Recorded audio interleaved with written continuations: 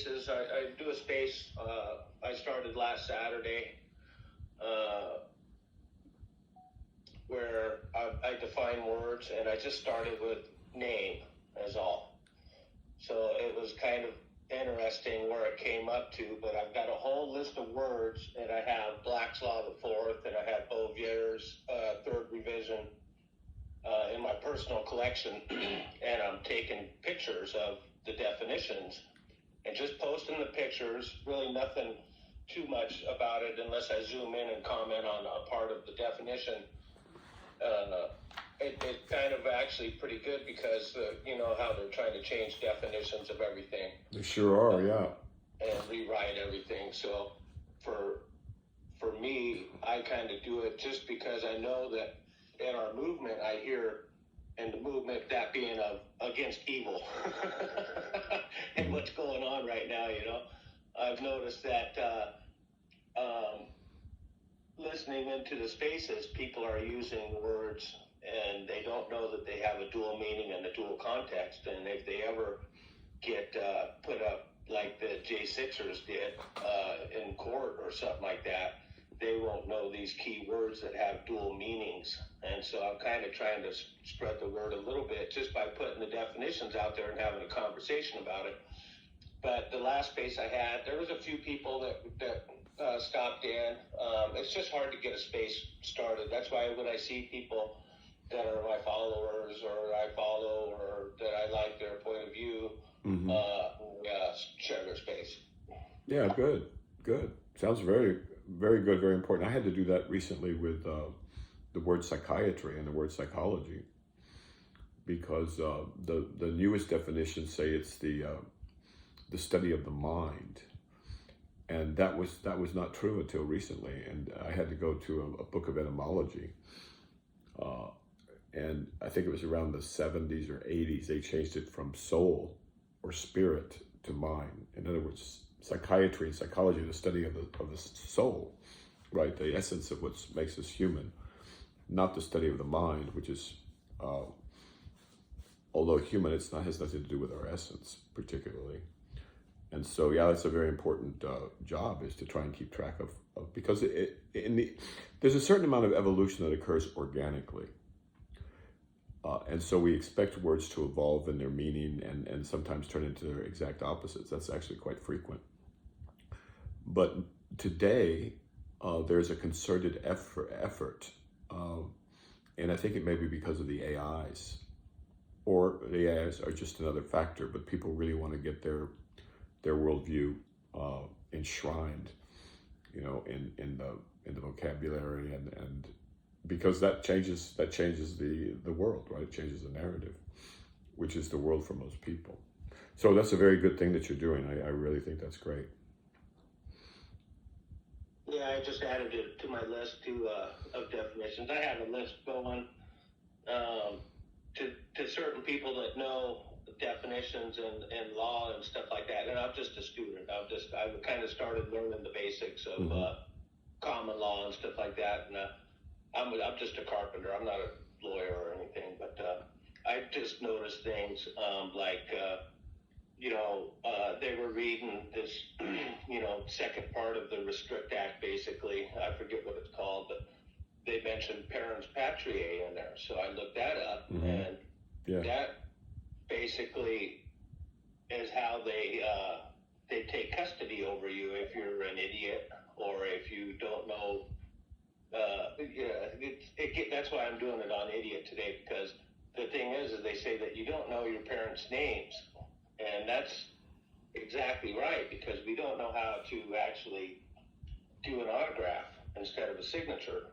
And there's a lot of stuff that's into that, and you can't really, it's hard information to find, but also that you don't know your own birth date. So these are things that trip you up, because when the court's asking you this stuff, a lot of people just think their birth date is their birth date, but there's actually two of them, because when they issue the certificate of live birth and the birth certificate are two different things, and they're about 3 weeks to a month apart.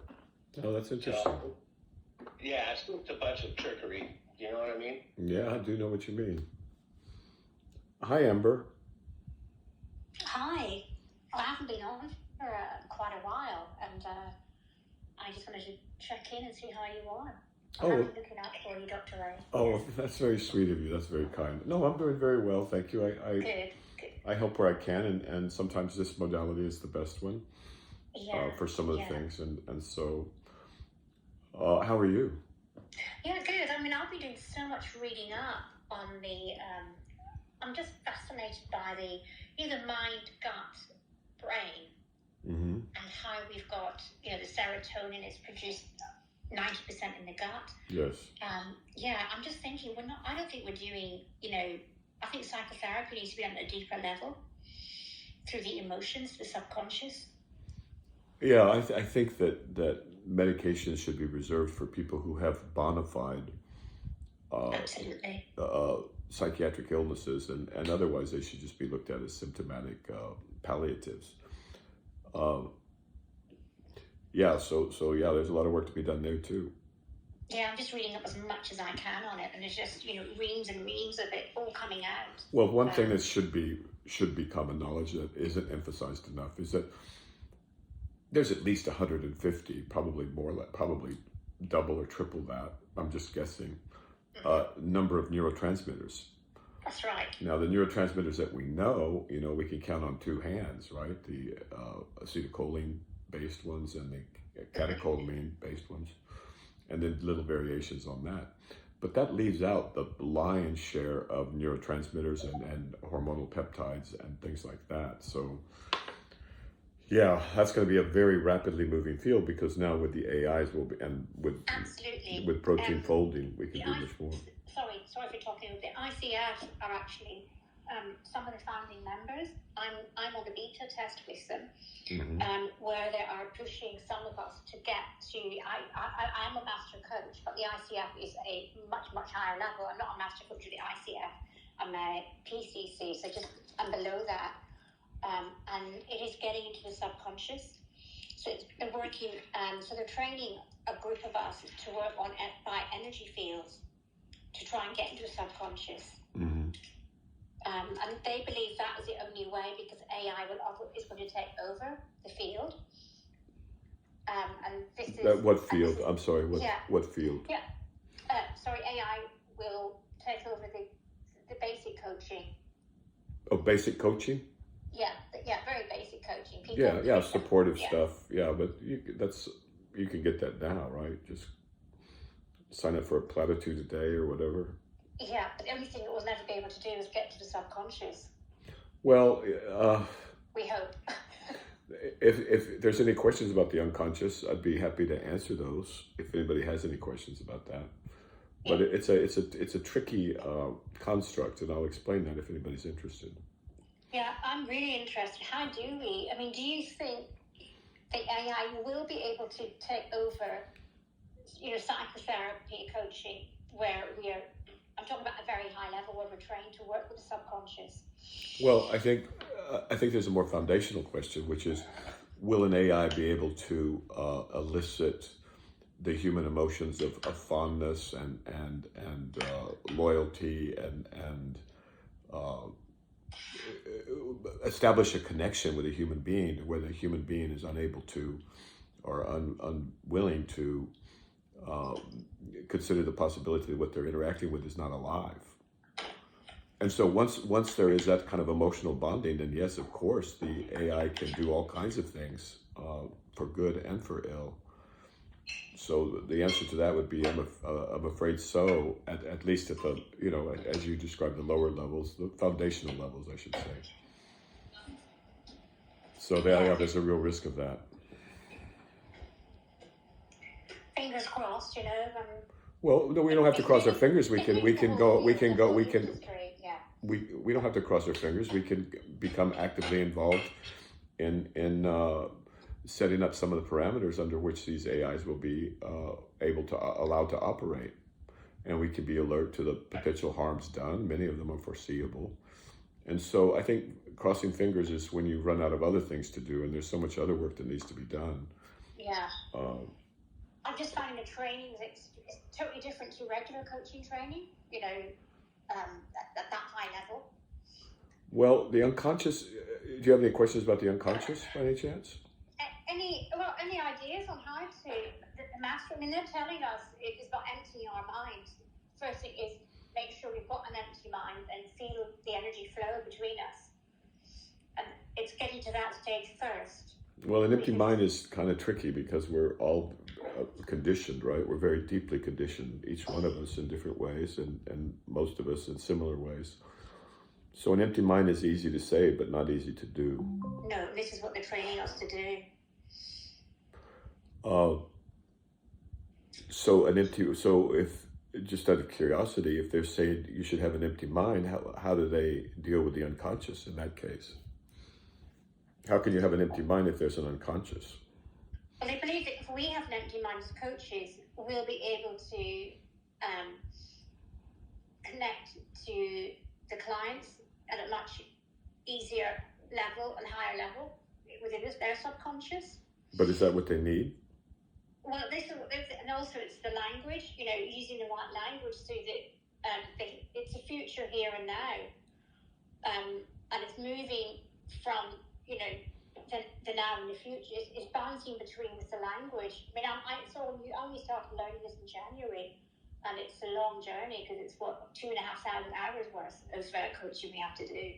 It's more like 100 years journey if you look at the history of the unconscious in the West. So the Greeks had daemons, and different cultures had different ways of making concrete something that's very difficult to concretize.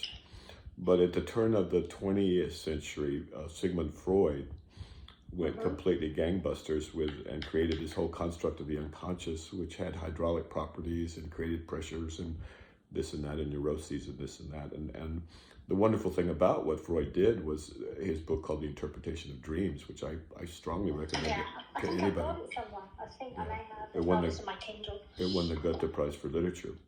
But now in the 21st century, I think we're realizing that what is unconscious is just unconscious because we haven't looked. And this notion that there's some kind of permeable membrane between the conscious and the unconscious, that's kind of a very interesting, but I think it's going to be only historically interesting notion. Because if you think about it, there's what is in your unconscious that you can't make conscious. And that was actually and I'll leave it there, but that was the goal of psychoanalysis. And we can see how well that went from its fruit. So let me open it up to see if anybody else has questions about these or any other topics. Does anybody have any questions about these or other topics? Does anybody need a mic? Okay, so then we'll just talk about the unconscious and the conscious. Now, Freud, first he started by putting his hands on either side of the patient's head and tried to massage the unconscious material to the surface. Now these guys were all doing coke, so there's a lot of energy behind a lot of this stuff. And then they realized that free associations, jokes, and behaviors and slips of the tongue, perhaps, or the roads that would get us to the unconscious, and there was no other way to get there that they could think of. And so by putting the patient on the couch and asking them to free associate, and also by analyzing dreams, Freud came up with a beautiful model but it was a model of the time, right? Because at that time, hydraulics were just being invented, steam engines, electric engines, pipes and pressures and this and that. So of course he couched it in those terms. And that's very similar to what's happening now. People now are speaking of, we live in a simulation, or the AI is going to, the brain is like a computer, or the computer is like a brain, or something like that. Well, these are all predictable ways of framing things based on the gestalt, the scientific, gestalt at the moment. And so just as Freud couched everything in terms of hydraulics and pressure and release valves and things like that, now we're couching everything in terms of transistors, zeros and ones and silicon, gates. And so those are just metaphors, obviously. And metaphors can only take you so far. Metaphors aren't truth. Metaphors are metaphors. and similes are similes. And so as long as we walk around with a narrative, thinking that the narrative is the thing itself, we're going to be lost, as Freud, I think, demonstrated fairly clearly. But the same thing's happening again, and that's okay. But we don't have to just cross our fingers. There's so much constructive work that can be done. I'm going to stop there and see if there's any comments or questions.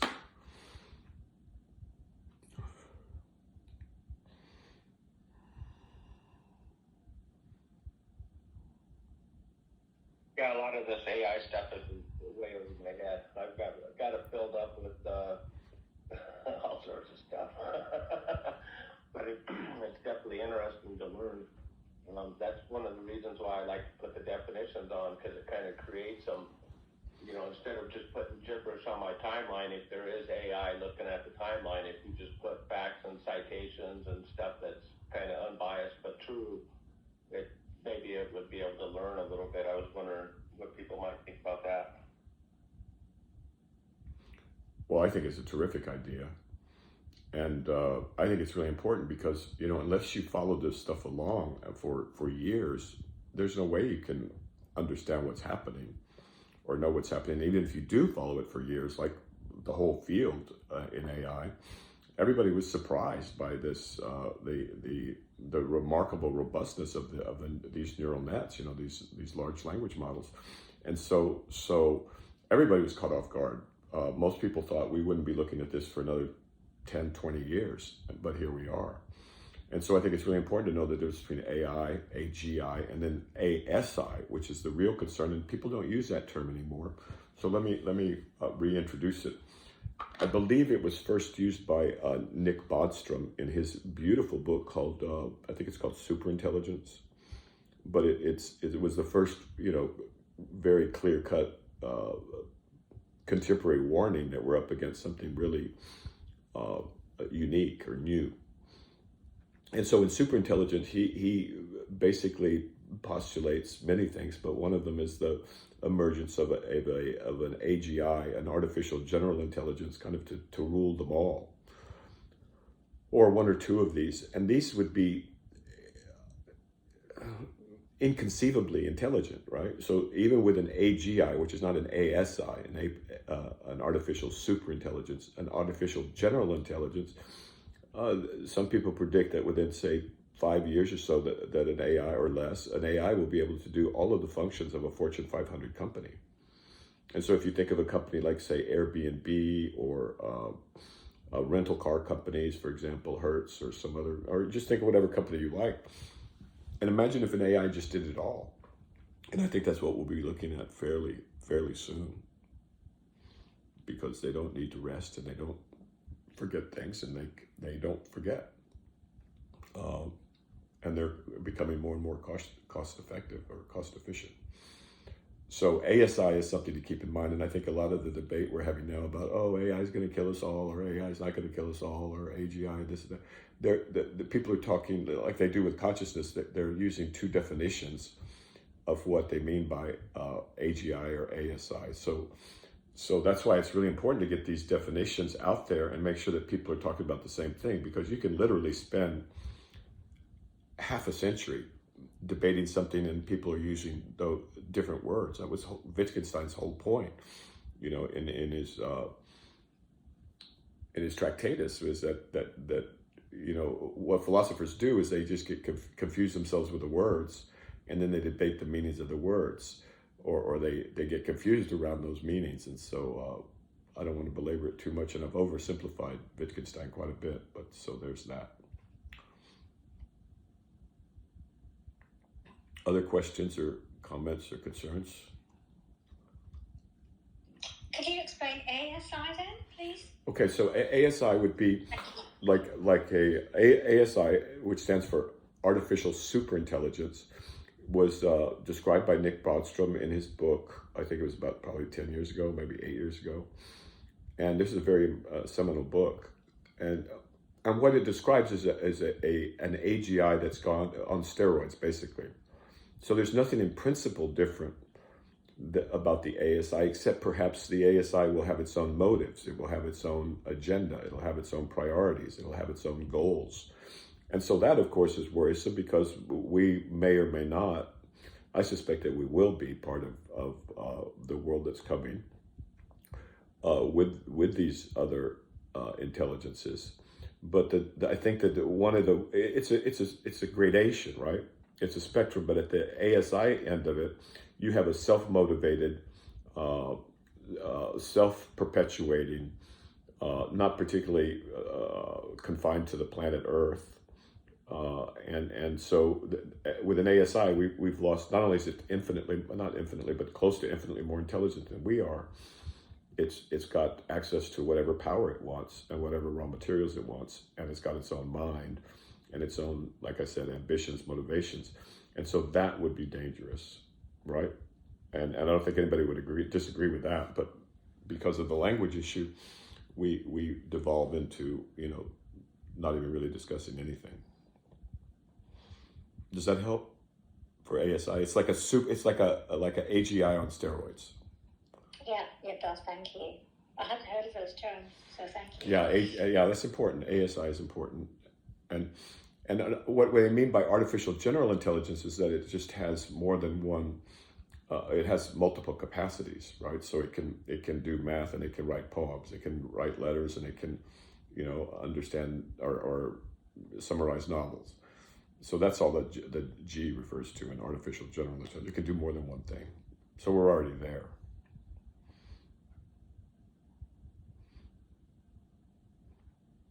Yeah, it's weird, not to change the subject, but back on our psychology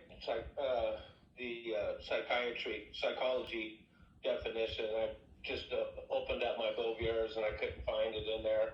And then I had to go to Black's Law, and it's not in there. They have like psychotherapy, they have psychopath, everything. But what do they give as the root for, what is psycho? What do they give for psycho, or the psych?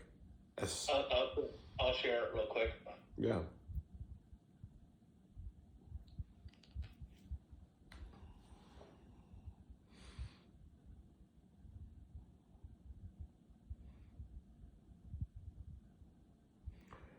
So I think that while he's looking that up, I think that one of the things we have to do with regard to these AIs is we have to face the fact that we're going to have to evolve too. Humanity, we can't afford to just be lying. Oh, okay, here it comes. Let's see. Oh, this looks like fun.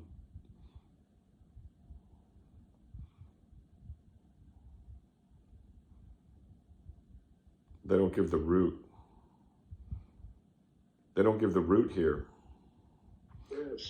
So you need a dictionary etymology, and I recommend Oxford, and I recommend you go back at least to the 60s or 70s of the last century. You're going to need an etymology dictionary to see where the words come from. I've been looking for one at my local used bookstore, and there's a couple of little honey holes that I checked, but I've got so many books now. I mean, I have 133 volumes of American jurisprudence, and I really don't even know how to use it. All I do is I just look up, whatever, I haven't really had to use it that much, but I went through a thing where I was buying so many books for a while, and I just don't have any more room, so I had to cut off on the books, but that is one that I need to do, and there's a Webster's that I need too that's like pre-Civil War that's really good. Yeah, because they're going to unlock the other books, right? If you can trace the meanings of the words across time, then you can understand how the books that you've got now got to where they got, right? Yeah, and you could see how the laws are, and what they're using, and when the phrases changed, and when they started adding stuff. What is it? What was it? The famous quote from a prior president. It depends on what the word "if" means, or something like that. It depends on what the word "no" means. N-O. Remember that? Yeah, is or something. Yeah. What do you mean by the word "is" or something like that? Yeah. So words are words, right? And then eventually people tire of the words, and they look for what do the words point to, right? Instead of looking at fingers that point to the moon, people want to look at the moon itself, right? And so at the end of all these books and all these words and all this study and all this philosophy and things like that, we circle back to what's real and what's true. And words, of course, by definition, not by definition, but just by examination, words are never the thing itself, right? But we get lost in words. I know I spent a lifetime lost in words. And they're beautiful and they're useful, but they're not the thing itself. And so I'm going to have to head out, I think, pretty soon. Does anybody else have any questions or anything like that? I appreciate you guys showing up. That's kind. Yeah, no problem. I have a space coming up at 10 where I'm going to be doing the same thing. Just putting up, I've already got a bunch of definitions loaded up that I have a pretty good phone that actually scans the book. So it makes it so you could actually read it out of the book. You know what I mean? And it's actually easier for me to snap a picture and zoom in. Yeah, it's good. And also people can see the material you're working with. That's always nice. Yeah, that's why I throw it up in the old jumbotron. So, you know, I think pretty soon we'll be able to start doing like slide presentations and stuff like that. We've got a listener right here at Google Food that's a wealth of knowledge on stuff like that. Google, I can't see who's in the room anymore. Google FU, because, well, there's a story behind every name, right? Right. So, but I think he had a question, but I can't see. I'm using my phone and I've lost the screen. Is somebody trying to ask a question? He's speaker now. Okay, good. Good morning, Doctor. Hey, wherever you are, it might be morning. It's morning for me, and I wandered into this space basically because of this man next to me, and Okay. I really enjoyed what you had to say, and I'm looking forward to being in spaces to hear some more from you. I appreciate just your measured manner and intelligence about the subject. I do talk about medicine quite a bit from the point of view of Chinese medicine.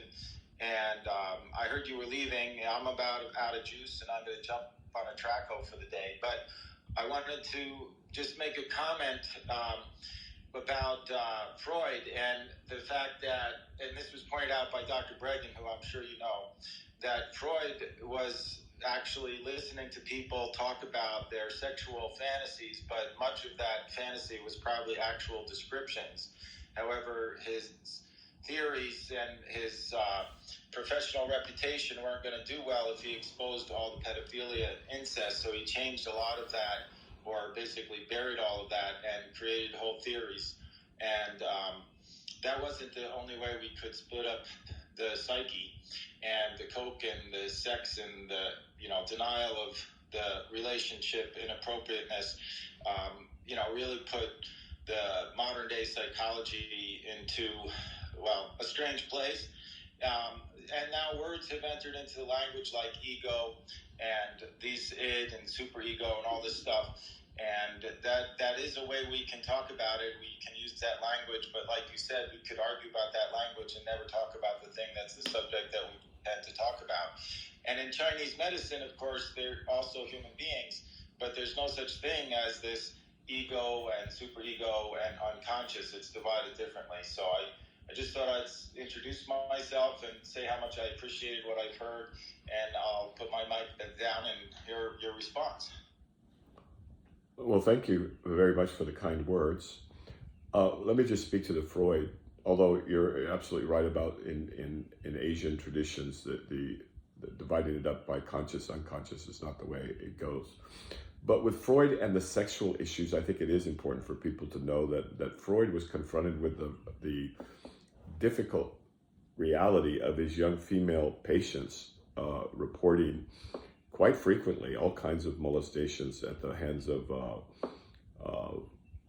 very highly regarded people in society, and teachers and family members, and all kinds of kind of funky stuff. And so he had to decide, because if he reported his colleagues, because these were the kids of his colleagues, and of muckety-mucks in society. If he reported them, that was going to create problems, but if he didn't, that was going to create problems. And so actually, I think it remained something of an open question for him, because some of the stuff he just couldn't believe. And frankly, some of it is fantasy, and some of it's not fantasy, and telling the difference is not an easy thing to do. And that's where we need people like, I would say, like people like Melanie Klein or these hard-nosed female psychoanalysts that that can help sort that out. But again, the yield is relatively small, because what ends up happening is folks end up identifying as a victim. And to identify as a victim is probably one of the most self-defeating things you can do, right? Because if you're a victim, you're passive, you're helpless, you've been done wrong to, and although it's important to acknowledge all these feelings, you shouldn't let your identity rest there. But I'm a little bit biased because I don't believe people should rest on their identities ever. I think that the process of growth is the process of understanding more and more about who and what we are on this planet and what we're doing here.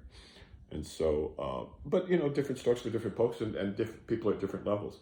I think those comments are really good, by the way. Thank you. And I think the idea of bringing in the Eastern psychology is long overdue. And so if anybody ever wants to discuss that, I'd be more than happy to do that.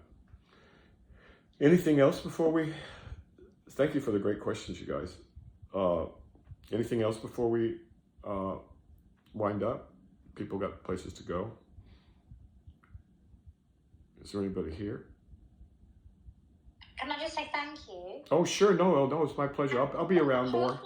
I mean, I'm not on Twitter so much, but when are you on? Because I don't know if you can hear me. Connection. I just want quality, spaces. I don't want to waste my time anymore. So, when are you usually on, Doctor? I'm usually on in the mornings, around, let's see, it would be 8 o'clock Eastern time. It would be 10 o'clock Western, California time. I don't know what time it is in Europe or Australia. Something like that. Or maybe we could say, 8 or 9, yeah.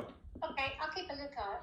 Yeah, we can do that. And then if you want me to invite you, I'll do that. Send me a DM, and I'll try and maybe I could put a list together or something. But yeah, of course you're very welcome. And yeah, great catching up and hearing you're okay. Yeah, okay. So yeah, I'll be around in the mornings, maybe even tomorrow morning. We'll see. Okay. All right. Thank you. All right. Okay. You guys take good care. All right. See you again. All right. Nice seeing everybody, and we'll see you around. Ciao.